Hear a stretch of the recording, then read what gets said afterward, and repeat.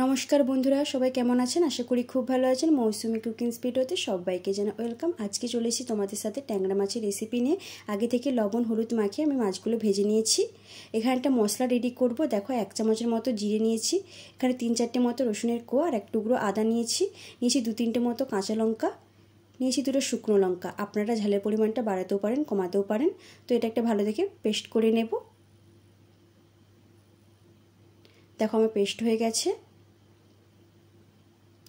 তো দেখো এখানে আমি 2টো আলু নিয়েছি, ঠিক এইভাবে কেটে নিয়েছি আলুগুলোকে। এবার লবণ হলুদ মাখিয়ে নেব।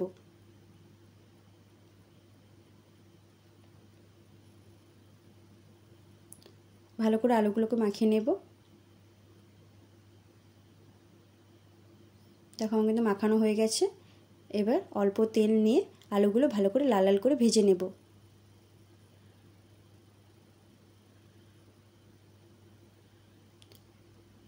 ঢাকা চাপা দিয়ে আলুগুলো ঠিক ভেজে নেব যাতে সেদ্ধ হয়ে যায়। আলুগুলো ঠিক আমার ভাজা হয়ে গেছে, এগুলো নামিয়ে নেব। দেখো আলু এবং মাছ ভাজা আমাদের কিন্তু একদম রেডি। চলো এবার পরের স্টেপে যাওয়া যাক। দেখো ওই যে তেলের মধ্যে আমি আলু ভেজেছিলাম, ওই তেলের মধ্যে আমি কিন্তু আর কোনো তেল দেব না। ওই তেলের মধ্যে দিয়ে দিচ্ছি 5 ফোড়ন। তো 5 ফোড়ন যখন একটা স্মেল বেরোবে তখন আমরা এখানে দিয়ে দেবো পেঁয়াজ বাটা। এখানে আমি একটা গোটা পেঁয়াজ বাটা দিয়েছি। তো পেঁয়াজটা একটু ভাজা ভাজা করতে হবে।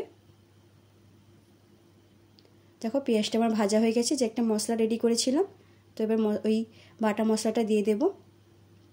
দিয়ে ভালো করে কিন্তু আমাদের মশলাটা কষতে হবে।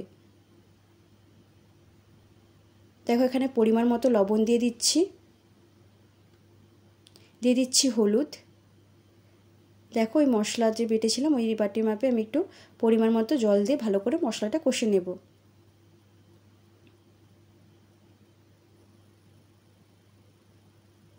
তো আমার মশলা ভালোভাবে কষা হয়ে গেছে। এবার আলুগুলো দিয়ে দেবো।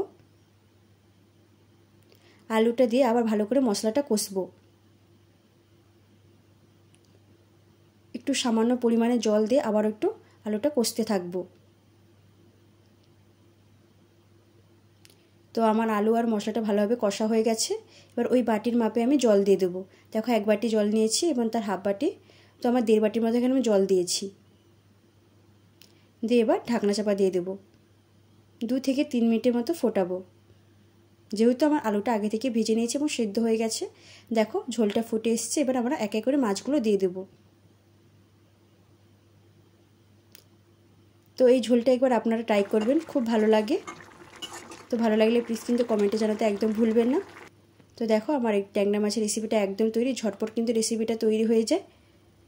তো ভালো লাগলে প্লিজ কিন্তু কমেন্টে জানাবেন, আর ভালো লাগলে সাবস্ক্রাইব করে দিবেন, একটা লাইক করতে কিন্তু ভুলবেন না। আবার একটা নতুন ভিডিও নিয়ে আসবো। বাই।